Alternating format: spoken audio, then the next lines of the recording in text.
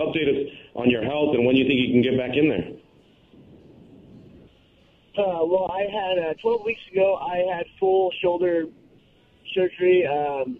They thought it was just a labrum tear, a slap tear on my labrum, but they went in and I had fully torn my rotator cuff. I tore 2 labrums, and I tore my bicep tendon completely as well. And my bicep muscle a little bit, but it wasn't bad enough where I needed surgery on the muscle.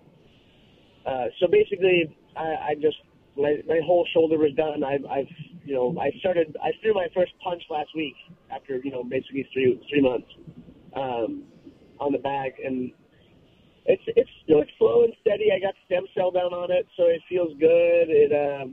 The stem cell stuff works really well, and I'm just waiting to get better. Ian, a healthy Ian McCall, how many fights would you say a healthy version of you could fight per year? What would make you happy? Oh, 3 or 4 would be great. I mean, if I could get in, let's say in 2016, I could get 3 or 4 fights and be healthy. That would be amazing. I mean, if I could do the Donald Cerrone and fight 6 times, great. That would be fucking amazing. But that's a lot.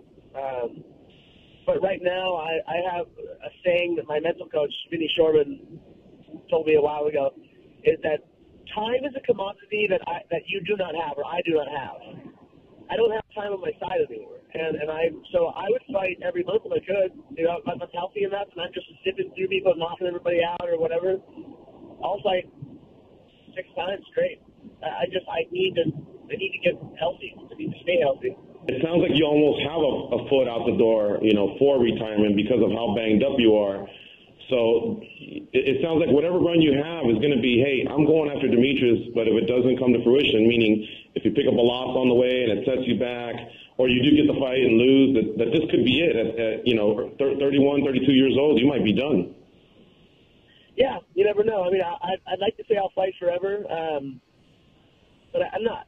And I've got, a beautiful little daughter, and I have a girlfriend that has a son, and, we love each other, and, I want a family. And unlike most fighters, I have the brain and the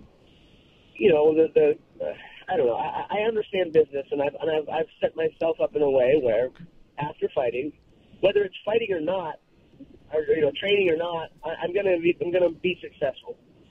It's just the way I'm programmed.